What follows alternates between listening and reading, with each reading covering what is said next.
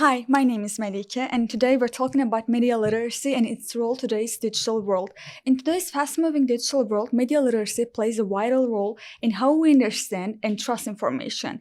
In this podcast, we explore why media literacy matters in the age of social media and rapid information flow. Our guest today is Adil Shahzeb, head of Pakistan TV with extensive experience in broadcast journalism and public communication. My first question is that, how do you define media literacy today, and why is it extremely important in fast-moving digital information environment?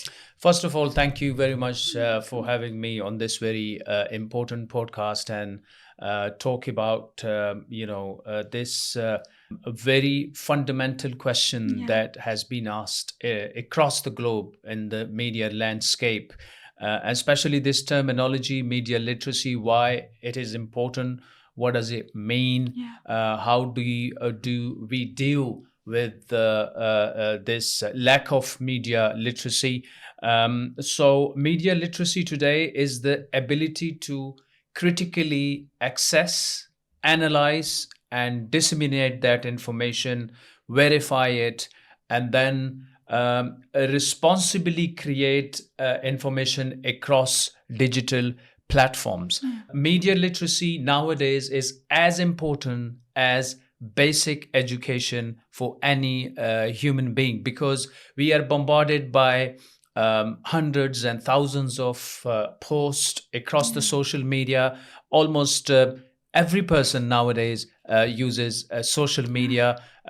Children as young as 16 years, they are actually open to all of this information. So media literacy is very important for all of us in that matter.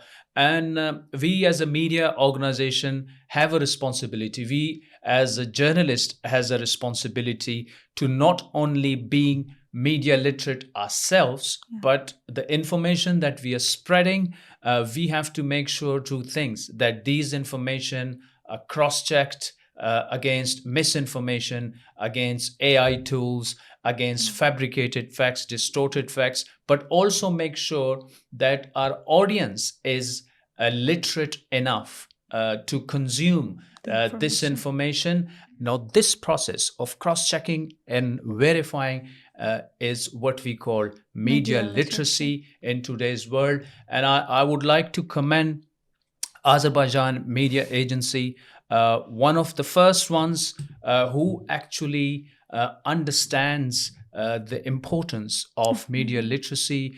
They organized a very successful media literacy week, and that's why we all are here as well to talk about it, practitioners across the world. And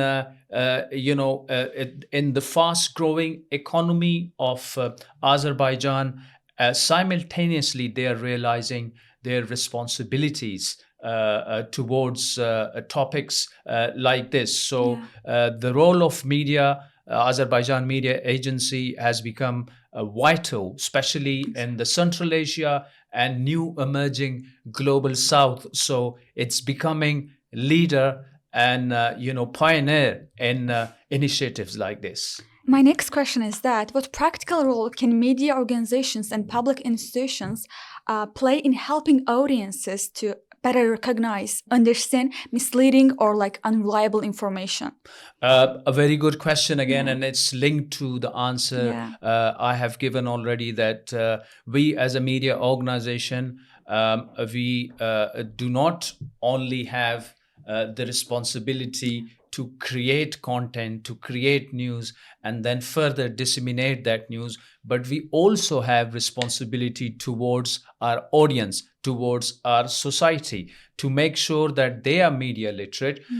So it's a two-step process. So how we process this information which comes to the newsroom, it's the first step. As a news leaders, in the newsroom, we have to ensure, which I call a two-step golden rule, which we have implemented in Pakistan TV. So first, I understand we as a media are in the business of news and in the competition. So we are in the business of breaking news. We want to be the first to break the news. So when it comes to state broadcasting organization like Pakistan TV is, we do not want to be the first to break the news.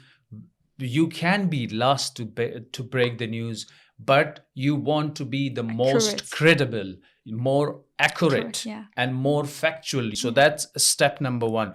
Now, step number two, the golden rule, which I described. Step number two, and that is two source verification rule that we have put in place in the newsroom of Pakistan television.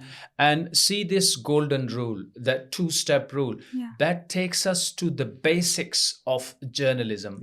Any journalist who creates a content, they have to go through two source rule, which means you have to cross-check and verify facts through two different sources. If the information matches, I should go on air with that. If it doesn't, then I can wait for further confirmation, for cross-checking, researching, and then it should go on air on my digital platforms. So after that, embed fact-checking segment. So all this process which goes in the newsroom, we should start showing this process to our audience.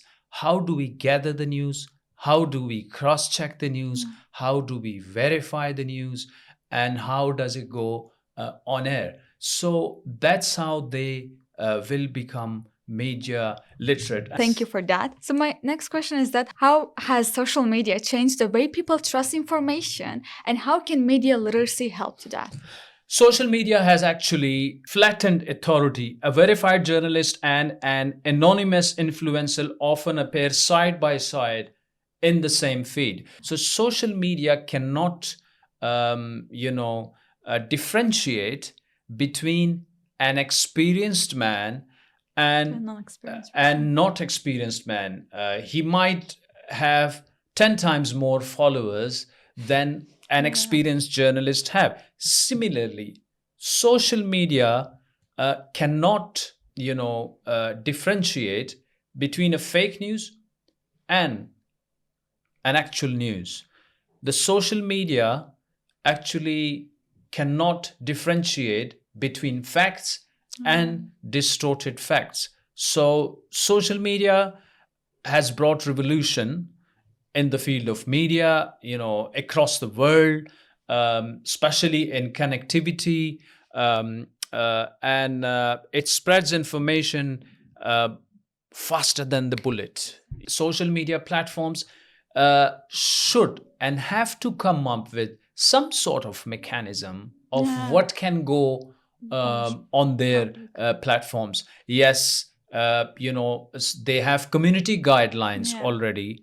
You get flagged, but these community guidelines,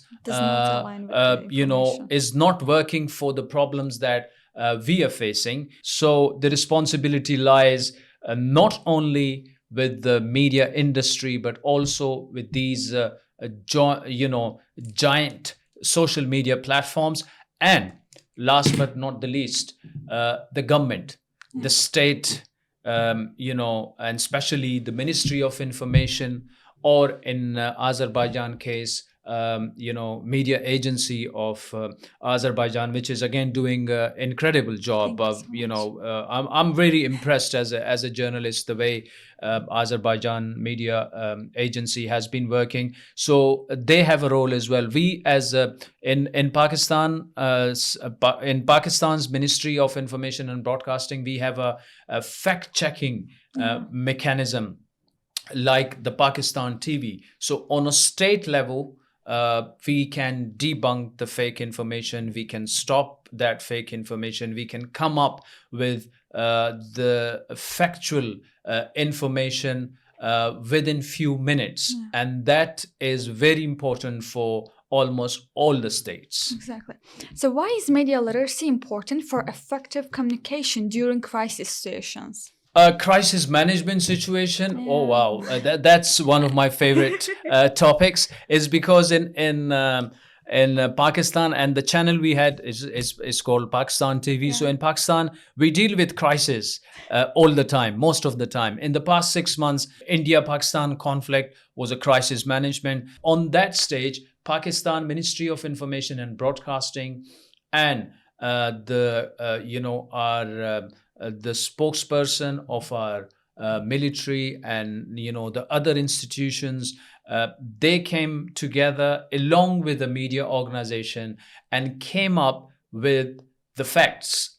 So it's very important to come up with effective strategy. And in the last D8 conference, I must commend the D8 for coming up with the Baku Declaration. And again, media literacy is part of the Baku Declaration as well.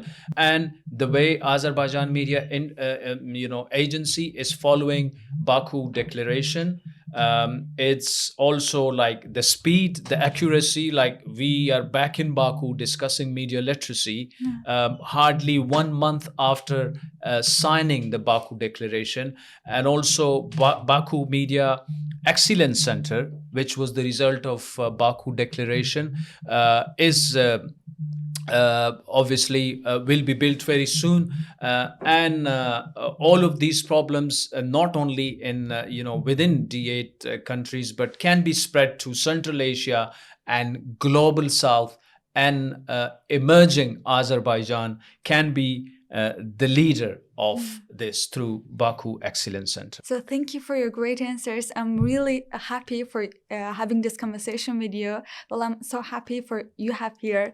So thank you for that. That's it. Thank you very much. This is my second time in the Baku, and the speed that we are going, I think it will be my 22nd time very soon as well. Baku and Islamabad are very similar. The people are very similar. And nowhere I go to in Baku and I feel that I am in a different country. So we always feel home in Azerbaijan, especially in Baku. And as much as I love Islamabad, I love Baku. Thank you so much. So that's it, guys. Thank you for watching us.